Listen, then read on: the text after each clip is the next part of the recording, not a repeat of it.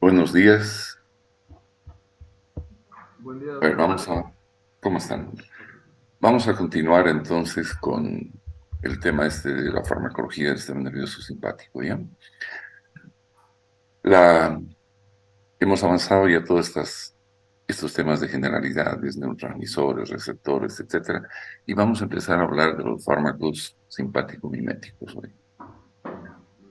Em, los hemos clasificado a todos estos simpático-miméticos como catecolamínicos, no catecolamínicos y depletores de la norepinefrina. Vamos a ver ahora, dentro de las catecolaminas, las catecolaminas endógenas. Entre esas es el neurotransmisor norepinefrina, la epinefrina y la dopamina. La epinefrina es básicamente un vasoconstrictor, aumenta la presión arterial, aumenta el gasto cardíaco y tiene un efecto broncodilatador a través del receptor beta 2, como hemos visto en la anterior clase. La norepinefrina y la dopamina tienen sus características que las vamos a ver luego. Este fármaco, la adrenalina o epinefrina, está considerada como obviamente un agonista porque actúa directamente sobre un receptor y es no selectivo, también llamado dual, porque trabaja sobre alfa y beta. Y tiene preferencia por los receptores beta, donde su efecto es mucho más marcado. Se usa así inicialmente para que vayan pensando en el shock anafiláctico y en el paro cardíaco. Cuando voy a escuchar hasta en series televisivas que la adrenalina, pues, en un paciente con shock o con paro cardíaco es el fármaco de elección. Ese fármaco existe. Cuando vean este signo de, ok, ve bien, significa que existe este producto en el mercado. Es un agonista tanto de alfa no selectivo como de beta no selectivo. Tiene propiedades de producir vasoconstricción y vasodilatación, y un equilibrio de esto es lo que lleva a un tono vascular eh, adecuado para mantener una presión arterial. La vasoconstricción por alfa 1 y la vasodilatación por beta 2. Es el estimulador cardíaco más potente por esa preferencia que tiene sobre los receptores beta. Y se lo usa obviamente, como fármaco de elección para el paro cardíaco, el shock anafiláctico. Sus vías de administración, en esto quiero que tengan mucha atención. Se puede utilizar por vía intramuscular y en dosis múltiples además. Este efecto beta 2 es el que le permite a este fármaco ser administrado por vía intramuscular, ya que su mayor acción va a ser a nivel del corazón. No produce una vasoconstricción marcada y la posibilidad o el peligro de una necrosis en la región de la inyección es poco probable. Cuando no hay respuesta a la dosis intramuscular, se usa la vía intravenosa. Y esta vía intravenosa eh, o intramuscular a repetición la hace pues un fármaco útil para el tratamiento del asma inestable, efecto beta 2, para la vasoconstricción local cuando hay sangrado, para disminuir el sangrado. Se la puede asociar con anestésicos locales para aumentar la duración del anestésico y disminuir la toxicidad, y en el tratamiento del glaucoma. Normalmente, la respuesta de la presión arterial a la epinefrina es de un patrón bifásico. En la fase inicial se produce una elevación de la presión arterial por un efecto alfa 1. Y luego, en una fase más tardía, se produce una caída de la presión arterial por la vasodilatación en los vasos del músculo estriado y hace caer la presión de perfusión. Esa es la típica graficación del efecto de la epinefrina en la presión arterial.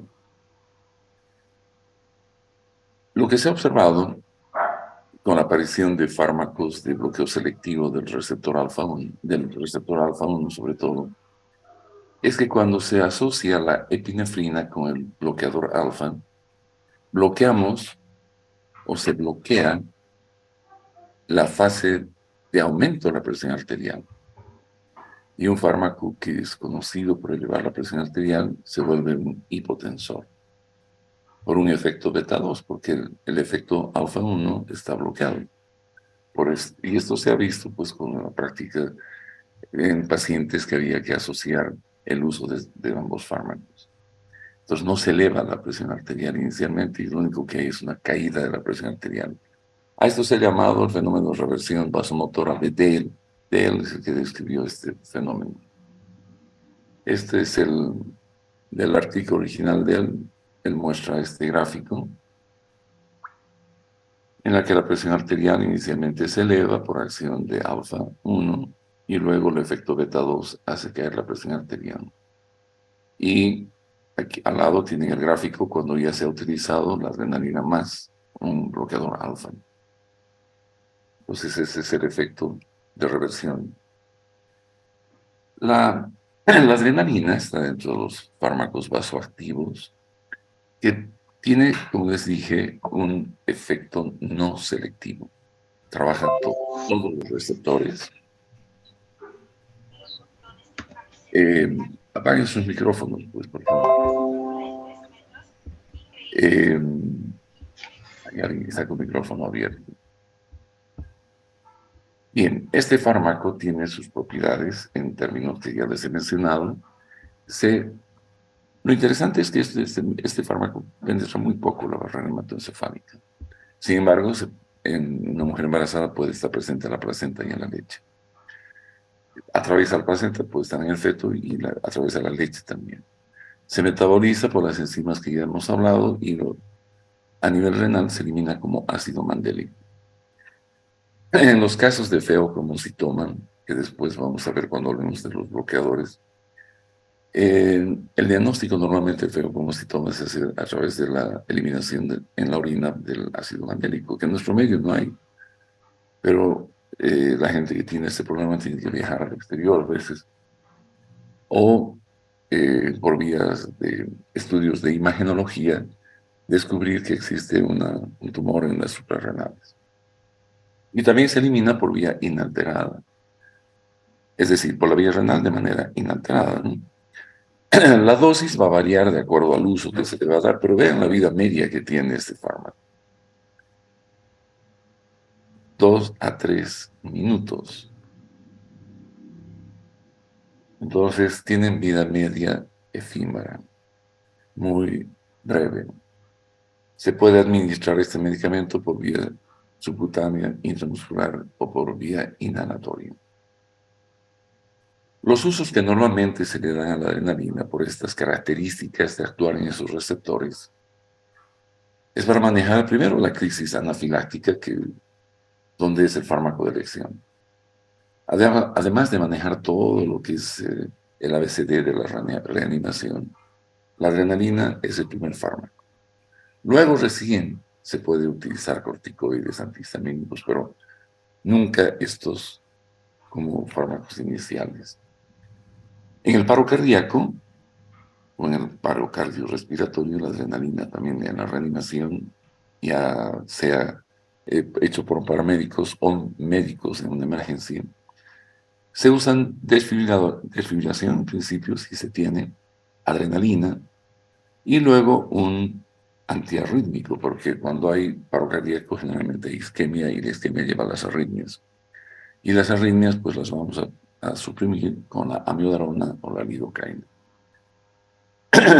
En la bradicardia, cuando esta es sintomática, La adrenalina tiene un rol, pero no muy importante, más es la atropina. Bloqueando el parasimpático, se espera que el simpático mejore la frecuencia. Se pueden utilizar marcapasos transcutáneos, dopamina o epinefrina, que también es una posibilidad. En el broncoespasmo, cuando el asma es inestable, hay fármacos mucho más selectivos y más comúnmente usados, pero en caso de que no exista otro medicamento que la adrenalina, pues es útil. Se puede utilizar para producir relajación de la musculatura lisa bronquial. Y cuando existe un shock en el que no hay respuesta a la reposición de volumen, o sea, un shock en el que tú metes líquidos expansores plasmáticos y no hay una respuesta adecuada, entonces la adrenalina puede ser útil en esos casos. La norepinefrina, contrariamente a la epinefrina, que es el mejor estimulante cardíaco, la norepinefrina se caracteriza por tener una propiedad más vasoconstrictora, aumenta la presión arterial. Y esto se debe a que este fármaco solo tiene acción sobre los receptores alfa y beta 1. No trabaja sobre beta 2 en dosis terapéutica. Esto lo hace que sean el vasoconstrictor más potente que hay. El otro era el estimulante cardíaco más potente. Es el fármaco de elección en el shock, cuando el fenómeno es vasodilatador, ¿no? Esto puede ser anafiláctico, puede ser séptico, puede ser cardiogénico, lo que quiera. Uno de los efectos secundarios importantes de este fármaco, como no tiene el efecto beta 2, vamos a tener el riesgo de necrosis muscular. No se da por vía, está absolutamente contraindicado introducir norepinefrina por vía intramuscular.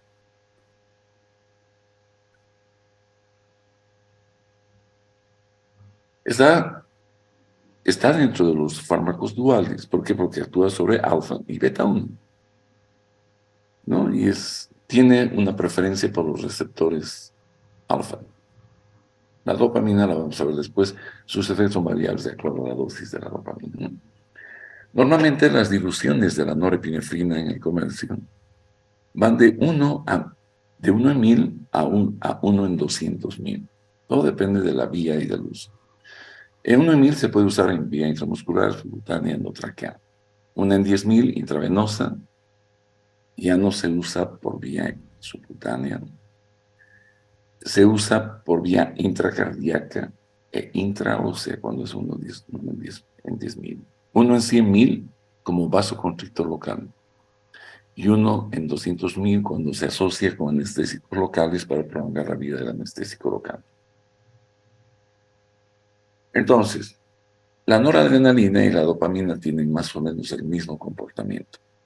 Actúan sobre alfa de la misma manera y sobre beta 1, no sobre beta 2. Su administración es exclusivamente intravenosa. Y su vida media de la noradrenalina es de 20 segundos. Eso es nada. De la dopamina aumenta un poco a 2 minutos. Entra o se distribuye en todos los tejidos, no en el cerebro. Se metaboliza por la misma enzimas que destruyen las catecolaminas. Y el ácido mandélico también es un producto del metabolismo eliminado por riñón. La dopamina es un fármaco que tiene efectos sobre 3 receptores, básicamente, dopaminérgicos, beta 1 y alfa 1. Y todo depende de la dosis. A dosis bajas, sobre receptores dopaminérgicos, un poco más beta 1, y a mayor dosis, sobre alfa 1.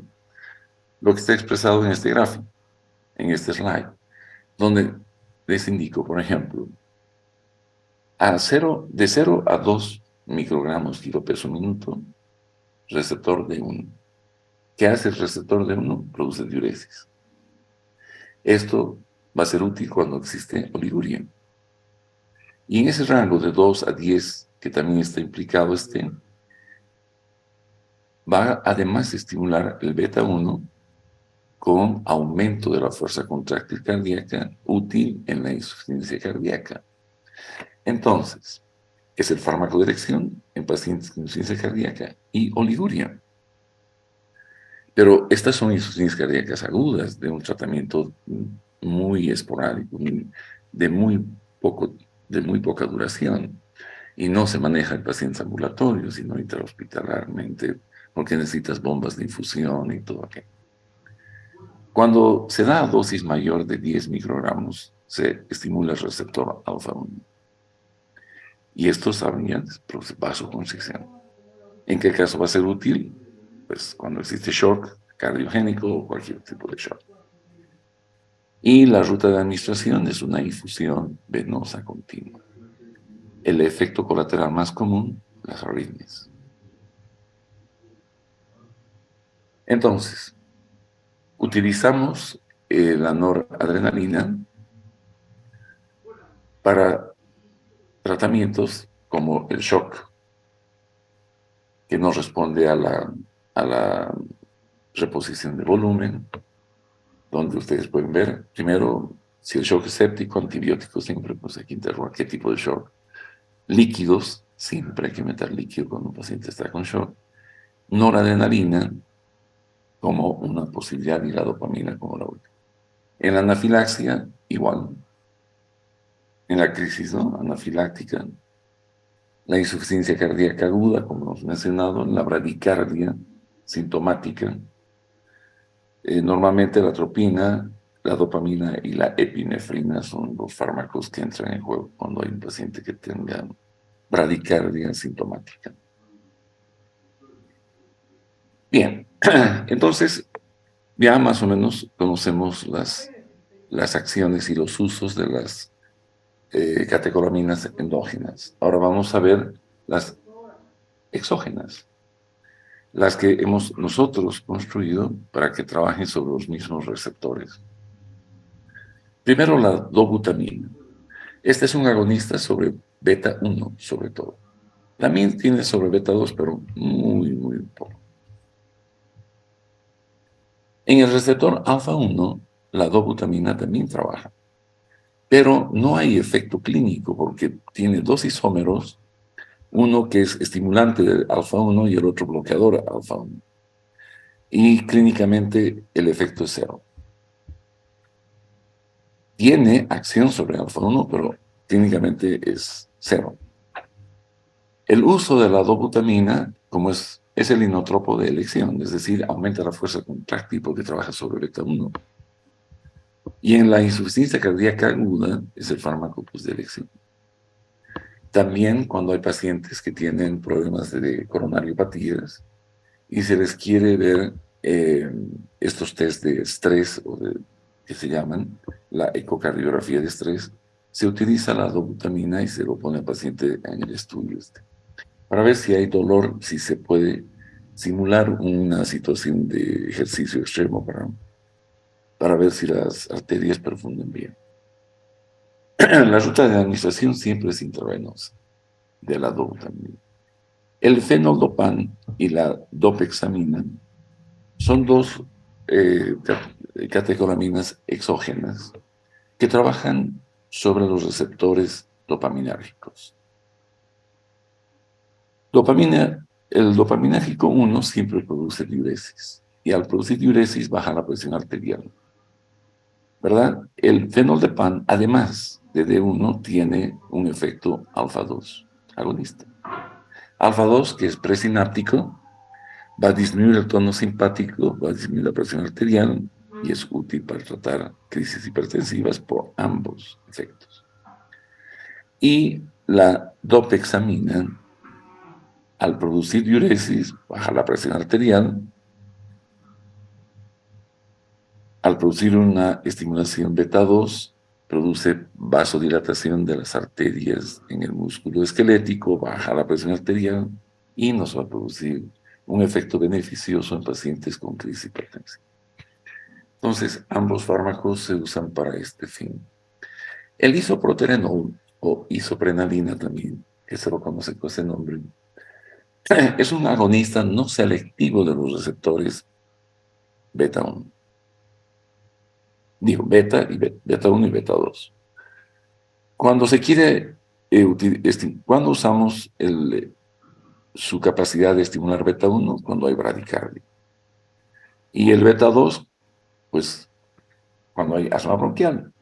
El beta 1, además, como hemos dicho al inicio del tema, no de hoy, sino del día anterior, el beta 1 estimula todas las propiedades del miocardio, y entre estas, pues, la conducción. Cuando hay bloqueo nodal, el nodo auriculoventricular está bloqueado, el isoproterenol puede mejorar la conducción a través de ese nodo. La droxidopa es un profármaco de la norepinefrina. O sea, metabolizar la droxidopa en nuestro organismo se convierte en norepinefrina. Y se lo está usando para tratar la hipotensión postural, sobre todo la de origen neurogénico. Estos fármacos no tienen la flechita, no existen en nuestro medio.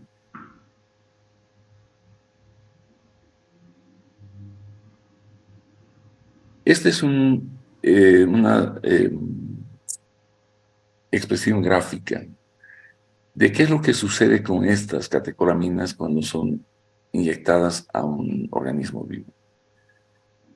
Esta es la representación de la presión arterial, de la frecuencia cardíaca, de la presión arterial, de latido a latido, y presión sistólica, diastólica y presión media. Esto es lo normal.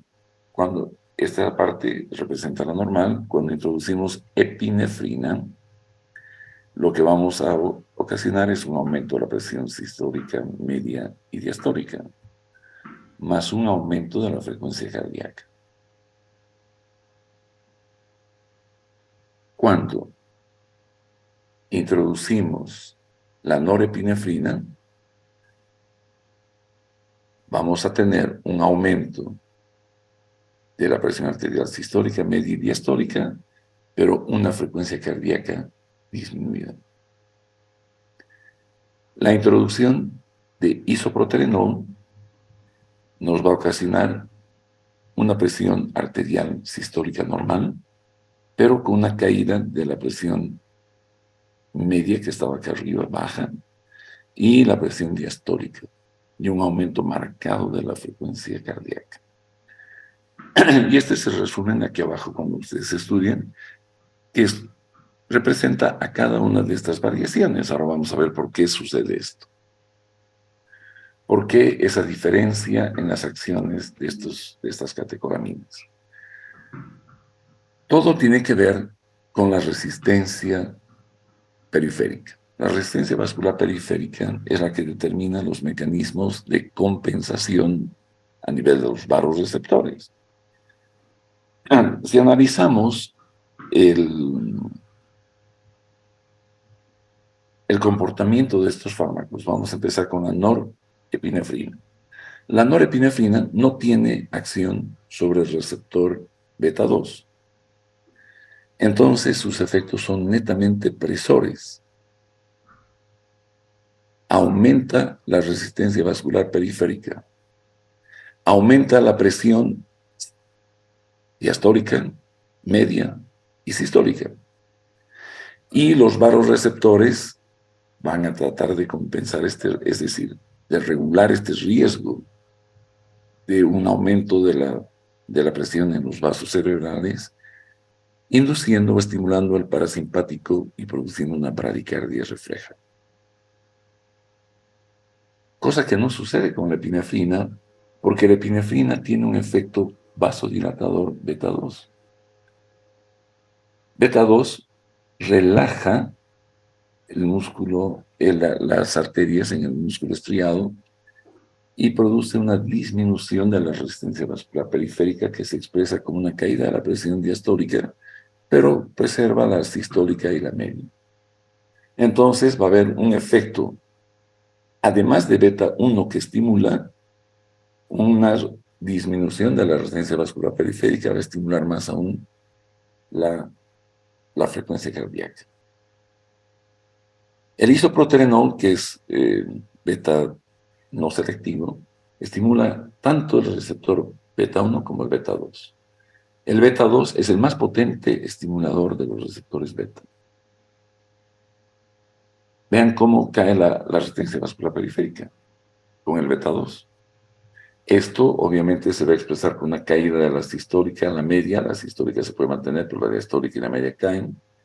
Y un aumento de la frecuencia cardíaca mayor que cualquiera de los anteriores.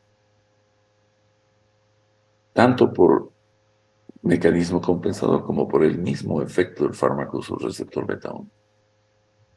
Y la dopamina, que tiene de acuerdo a su dosis efectos, puede tener efectos sobre el receptor dopaminérgico 1 y beta 2, producir una vasodilatación moderada con caída de la presión, obviamente, o se mantiene una leve caída de la diastólica, y sus efectos de la presión sistólica y la media se pueden mantener, elevar quizás un poco la media, pero la frecuencia cardíaca va a subir por un efecto tanto en la caída de la presión en la resistencia vascular periférica como el efecto beta 1.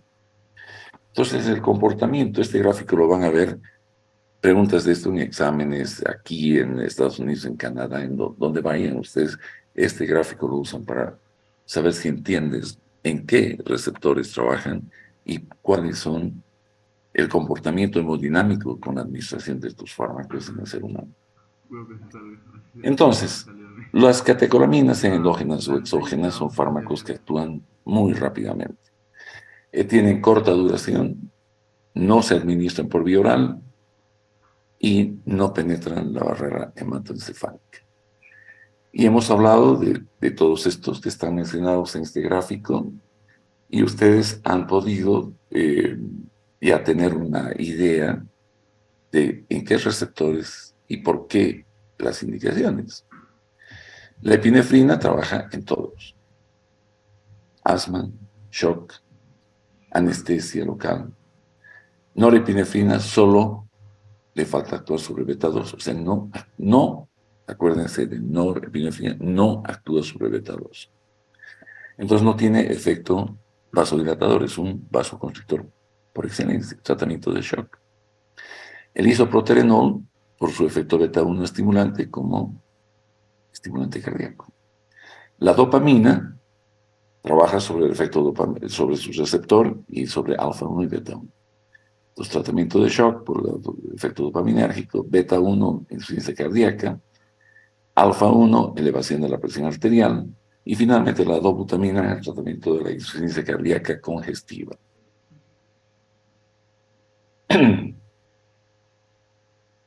Ahora vamos a ver los fármacos no catecolamínicos que trabajan sobre los receptores alfa y beta. Vamos a empezar con los alfa.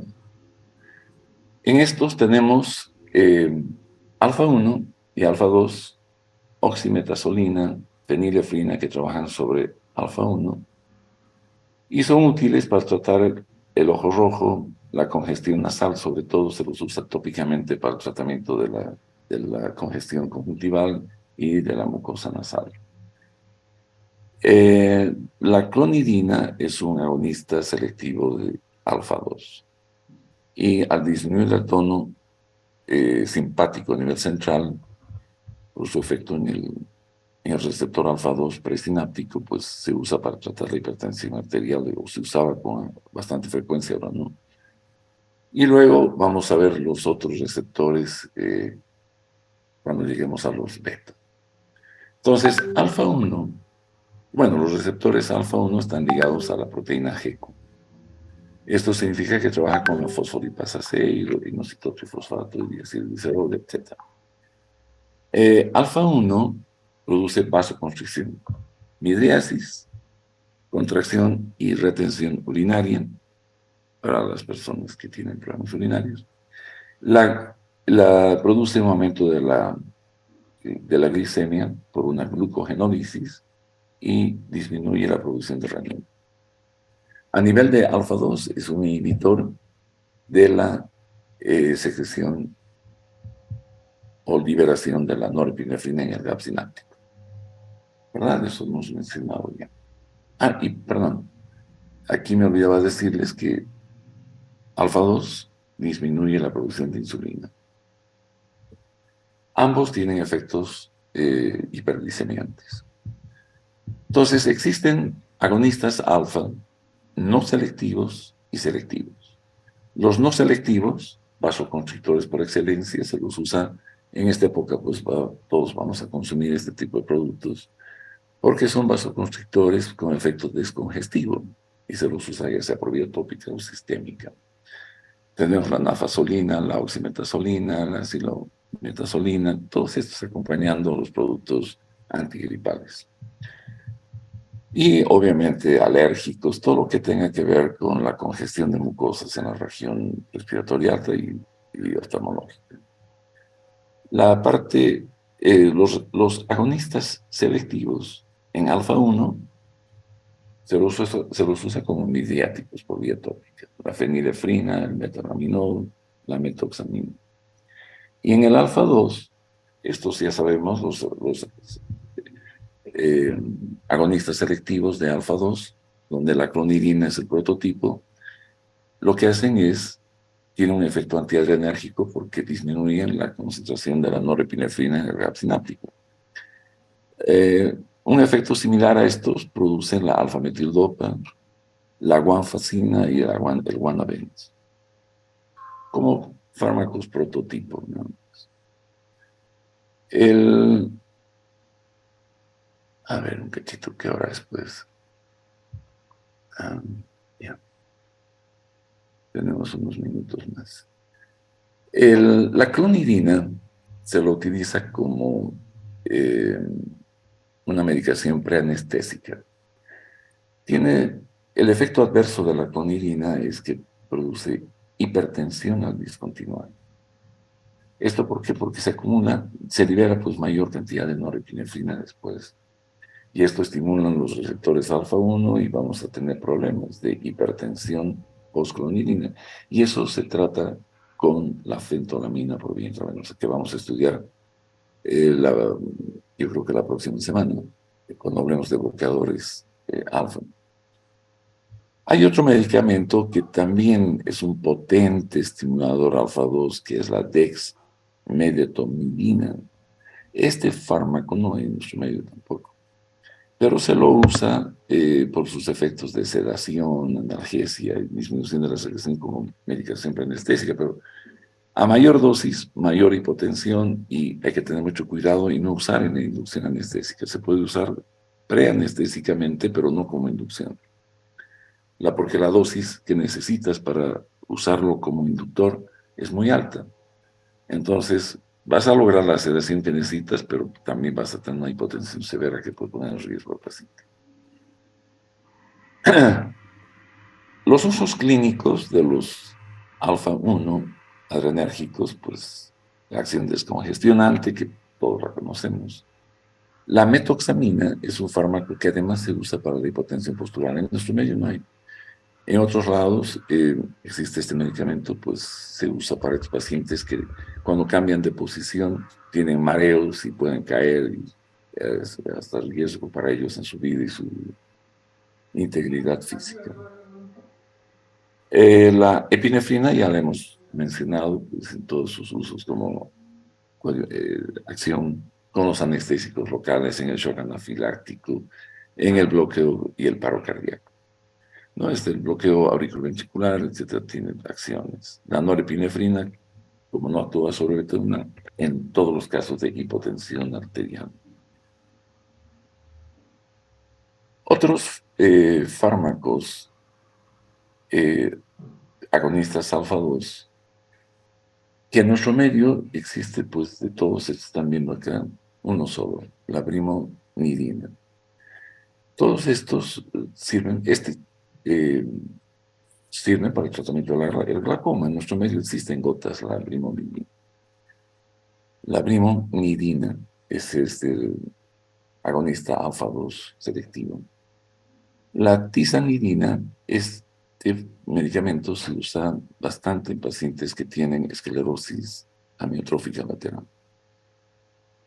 tiene un efecto relajante muscular y de ahí es que el uso de este fármaco es útil en estos pacientes. La lofexidina en los pacientes que tienen dependencia a opioides y se los está tratando o desintoxicando de esta dependencia. Otros fármacos como la moxinidina, la relmenidina, son agonistas alfa-2 selectivos,